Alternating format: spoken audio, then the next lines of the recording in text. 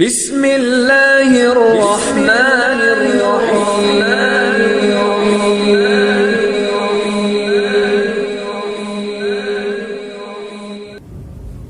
اعوذ باللہ من الشیطان اللعین الرجیم بسم اللہ الرحمن الرحیم۔ تمام حمد اس پروردگار کے لیے ہے جو روز جزا کا مالک ہے، رحمان ہے، رحیم ہے۔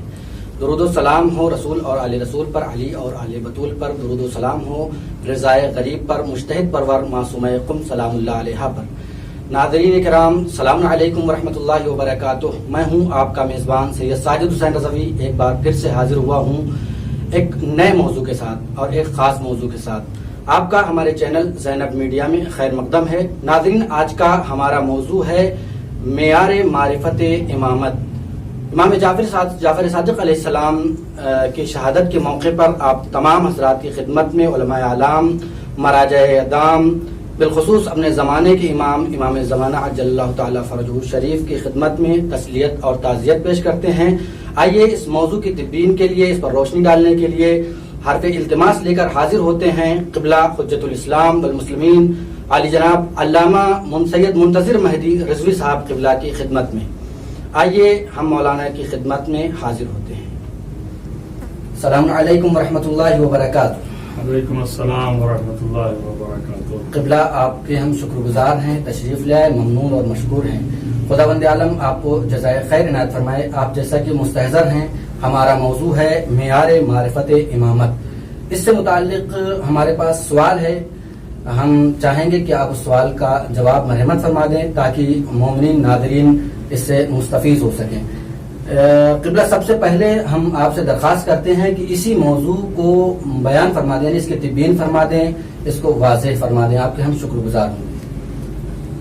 اعوذ باللہ السمیع العلیم من الشیطان الرجیم، بسم اللہ الرحمن الرحیم، وبہ نستعین وهو المعین، الحمد للہ رب العالمین، وصلی اللہ علی محمد وآلہ الطاہرین، ولعنت اللہ علی اعدائهم اجمعین، من یومنا ھذا الی قیام یوم الدین، اما بعد۔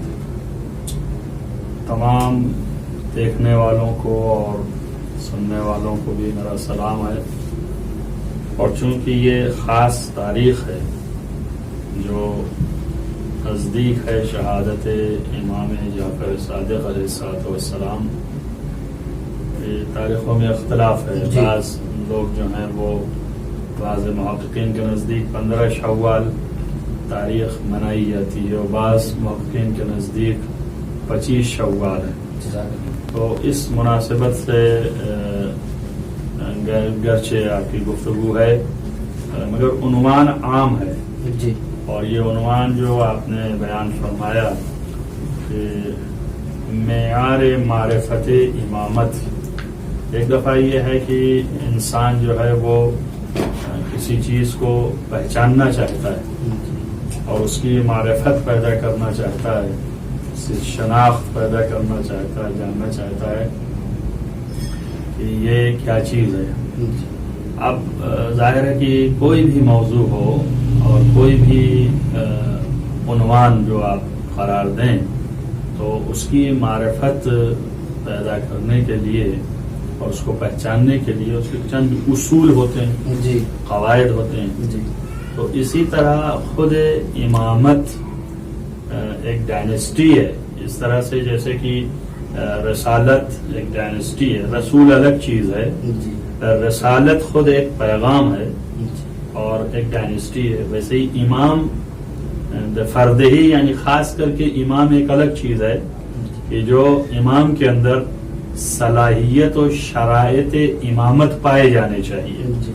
تو اس لیے ہمیں امامت کی شناخت اور امامت کی معرفت، تو وہ کون سے اس کے اصول ہیں اور کون سے اس کے مبانی ہیں اور کون سے اس کے معیار ہیں اپنی زبان میں، اردو رائے زبان میں، تو وہ چیز جو ہے سامنے آئے تو ان اصولوں کو، ان شرائط کو اور ان معیار کو سامنے رکھ کر کے ہم کسی بھی امام کو اندازہ لگا سکتے ہیں کہ یہ امام ان شرائط کا حامل ہے لہذا یہ امام ہے. سبحان اللہ. تو یہ طریقہ ہے معرفت کے معنی ہے پہچاننے کے.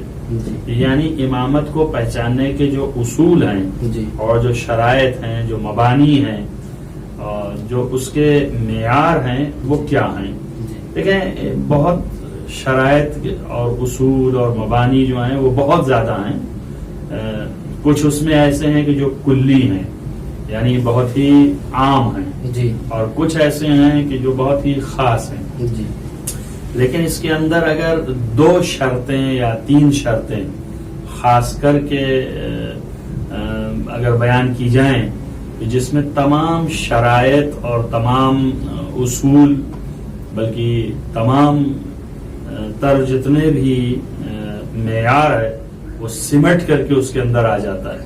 سبحان. اور وہ ہے سچ معنوں میں اگر حقیقی طور پر اس کو استقصا کیا جائے، تحقیق کیا جائے اور اس کے اوپر غور و فکر کیا جائے تو سب سے پہلی اصل جو ہے وہ علم ہے.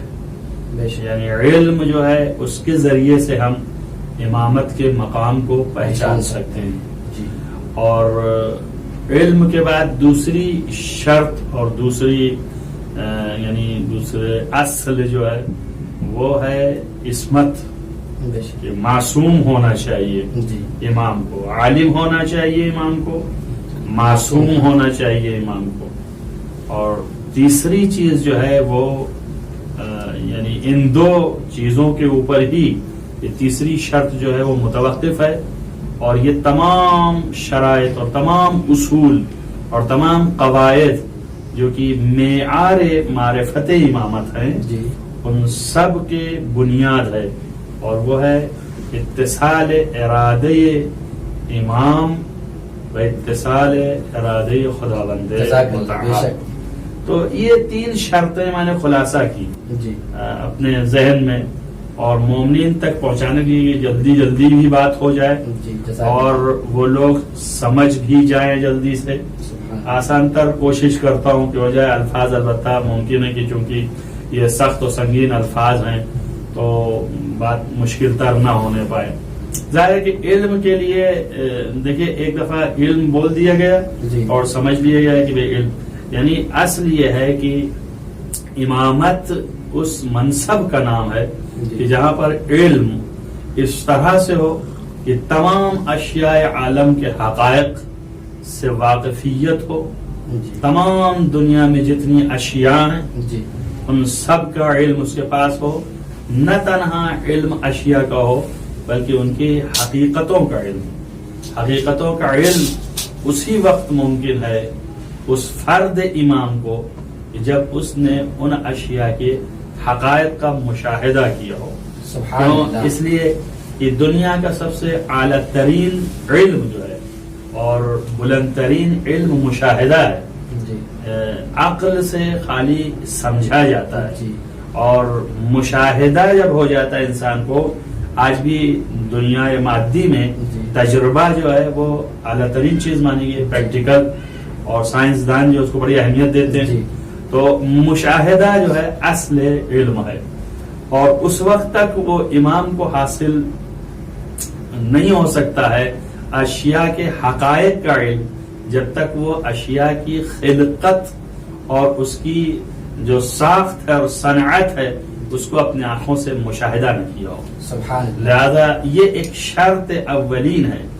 لہذا ایسے بھی ہے کہ آپ کو اور ہم کو بھی حکم ہے، قرآن مجید جو ہے حکم کرتا ہے کہ لا تقف ما لیس لک بہ علم، جس چیز کا علم نہیں ہے اس کی گفتگو مت کرو. بے شک. تو اس کا مطلب یہ ہے کہ جب عام اور عادی انسان کے لیے حکم دے رہا ہے کہ بغیر علم کے اور یقین کے نہ بولو، جی. تو جو اپنا نمائندہ بنائے گا اس کے امامت جو ہے وہ نمائندہ الہی ہے. جی. امام جو ہے وہ نمائندہ الہی ہے، تو ظاہر کہ اس کے لیے بھی شرط یہ ہے. جی. تو اس اعتبار سے اگر وہ حقائق سے واقف نہ ہوگا اور ظاہری طور پر خالی جانتا ہوگا تو وہ اس کی چارہگری نہیں کر سکتا ہے. نمائندگی کے معنی یہ ہے کہ جس چیز کے لیے آیا ہے کہ وہ تمام اشیاء عالم جو حاجتیں رکھتی ہیں جی. ان ساری حاجتوں کو وہ پورا کرے از طرف خداوند متعال. بے شک. تو جب تک کہ وہ اس کے حقائق سے واقف نہیں ہوگا اس وقت تک ان کی ضروریات کو ادا نہیں کر سکتا ہے. بے شک. لہذا لازم ہے کہ امام جو ہے عالم بحقائق اشیاء ہو. یہ ایک شرط ہے.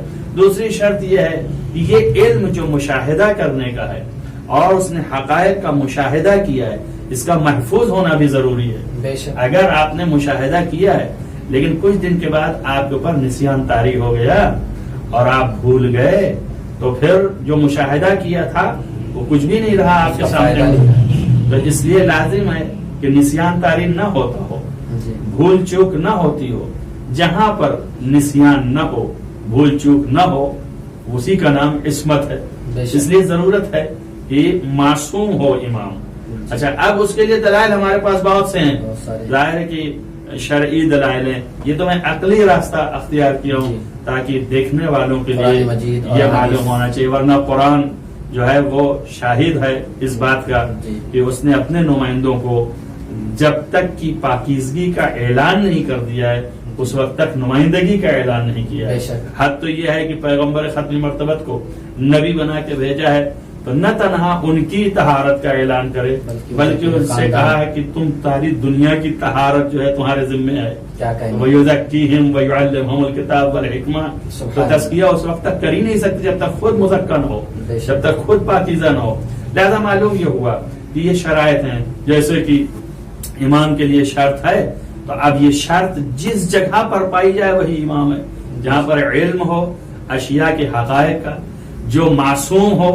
کائنات میں بہت مختصر لفظوں میں یہ بات عرض کروں کہ دنیا کے آل محمد علیہ السلام کے علاوہ کوئی فرد ایسا نہیں ہے کہ بعد از پیغمبر دعوی عصمت کیا ہو سوائے چہاردہ معصومین علیہ السلام کے.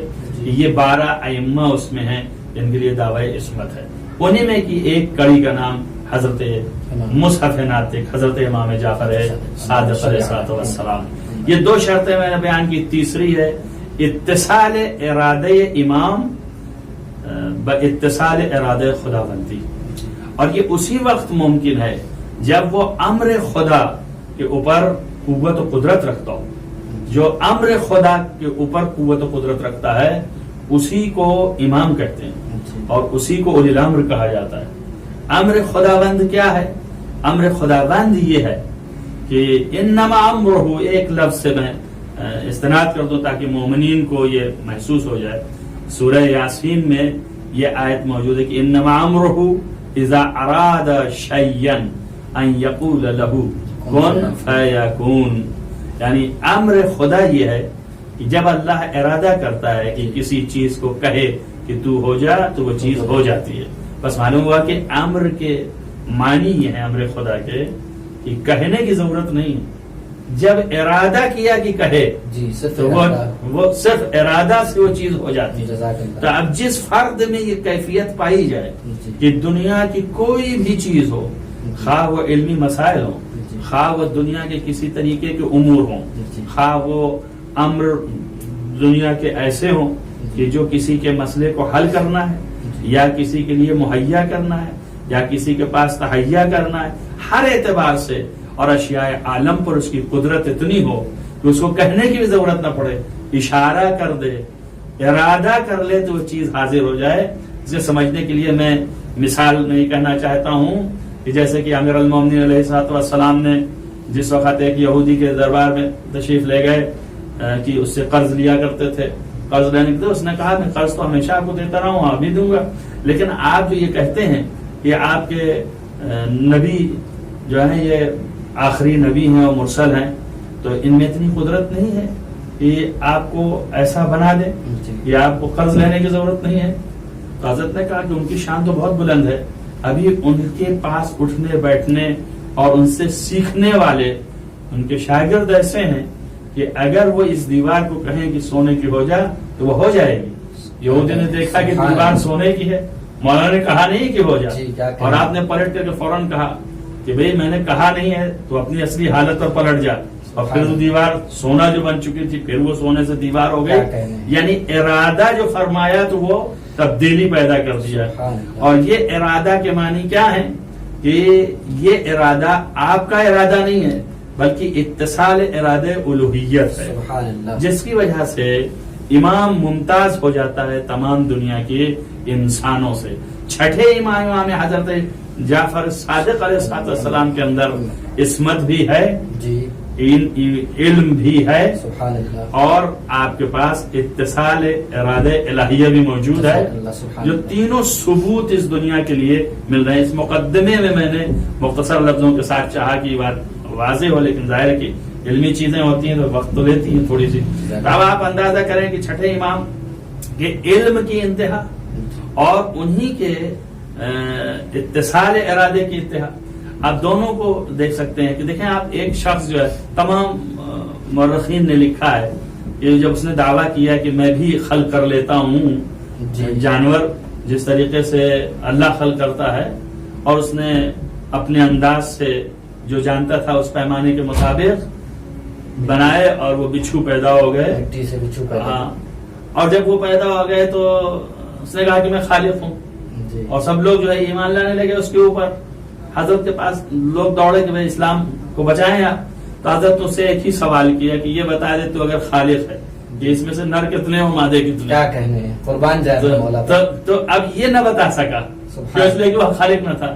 حضرت نے کہا کہ میں بتاتا ہوں، اور آپ نے اشارہ کیا جو نر تھے ایک طرف ہو گئے، جو مادر تھے ایک طرف. کیا کہنے ہیں، یہ ارادہ امامت ہے کہ جو اشیاء پر حکومت کر رہی.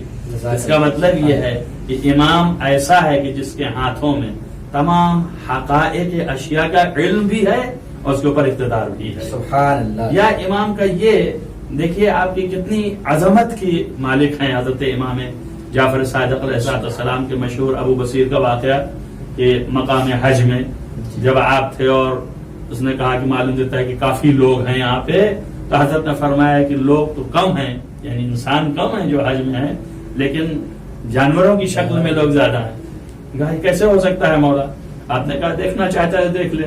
آپ نے آنکھوں پر اس کے ہاتھ پھیرا اور اس نے حقائق جو تھے وہ دیکھ لیا.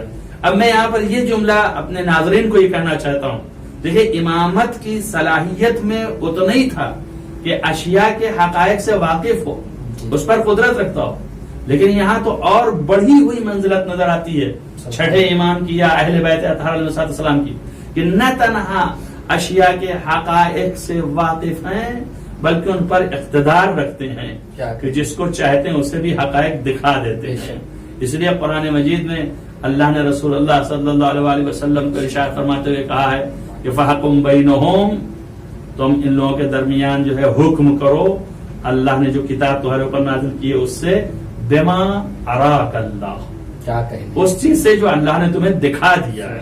معلوم ہے علم جو ہے تنہا ان کو دیا ہی نہیں گیا ہے بلکہ دکھایا گیا ہے. اور یہ شرائط چھٹے امام کے اندر اتصال ارادہ میں آپ اگر ملاحظہ فرمائیں تو یہ آخری بات کہ امام کو پہچاننے کے لیے یہ شرط بہت ضروری ہے کہ حضرت امام جعفر صادق علیہ السلام نے جو ارادہ فرمایا تو کتنی بڑی مشکل ہوئی. کہتے ہیں کہ یہ بہت ہی مناسب ترین روایت ہے کہ معلّہ ابن خنیس جو ہے ان کو قتل کیا جب ظالم بادشاہ کی طرف سے جو گورنر معین تھا مدینے کا، تو اس نے اپنے 5 آدمی بھیج دیے کہ جا کے امام جعفر صادق علیہ السلام کو لے آؤ ہمارے پاس، اور اگر نہ آئیں تو ان کا سر لے کے آؤ.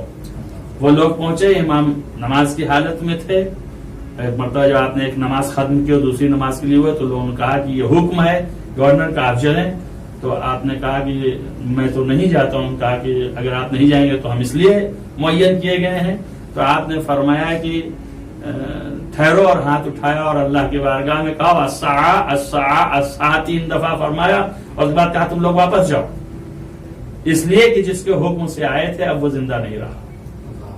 یعنی ارادہ فرمایا آپ نے ادھر، موت ادھر آ گئی. سبحان اللہ. اب ظاہر ہے کسی کا نام تو ولی الامر ہے، کیا کہیں، اس لیے کہ امر خدا سے ہی جو ہے وہ موت جو دینے والا ہے، روح کو قبض کرنے والا ہے وہ جاتا ہے، اور امر خدا کو امر جو کرتا ہے اس کا نام ہے ولی الامر. یہ ہیں امام جعفر صادق علیہ السلام. تمام ناظرین کے سامنے میں اس بات کو واضح طور پر بتا دینا چاہتا ہوں کہ ائمہ کی معرفت، ان کے تمام واقعات، ظاہر ہے کہ ہم سامنے تو نہیں ہیں، واقعات کو دقیق اس کے علم کے ساتھ پڑھنا اور پھر اسی پر ایمان پیدا کرنا یہ عارفن لحق ہے. اس کے بعد تب پھر پکاریں السلام علیکہ یا جعفر الصادق علیہ السلام. تو اس سلام کا وزن جو ہے اللہ کی نگاہ میں بہت ہوگا، امام کے دل میں مقام بڑھ جائے گا. اور پھر اس کے بعد جب پکاریں گے کہ مولا آپ میری مدد کے لیے آئیے، تو یقیناً وہ مدد کے لیے آئیں گے. ہم آخری کلمات میں دعا کرتے ہیں تمام ناظرین کے لیے کہ جو جو ان کے حوائج ہیں وہ بحق حضرت امام جعفر صادق علیہ السلام وہ پورے ہوں. اللہ تعالیٰ جو ہے اس دنیا میں جو وبا ہے اس وبا کو نیست و نابود فرمائے. اللہ تعالیٰ اس مختصر سی ہدایات کو ہمارے لیے ذریعہ آخرت قرار دے. اللہم تقبل من الدعاء بحق محمد وآلہ الطاہرین. اللہم صلی علی محمد. جزاک اللہ قبلہ، بہت ہی عمدہ اور بہت ہی بہترین بیان رہا. خداوند عالم آپ کو جزائے خیر عنایت فرمائے، اور امید کریں گے ناظرین نظارت فرمائیں گے اور ہمارے اس پروگرام کو دیکھیں گے. انشاءاللہ مفید ثابت ہوگا. ناظرین انشاءاللہ ہم پھر سے حاضر ہوں گے ایک نئے موضوع کے ساتھ. جب تک کے لیے ہم وداع چاہتے ہیں. فی الحال یہیں تک. خدا حافظ. فی امان اللہ.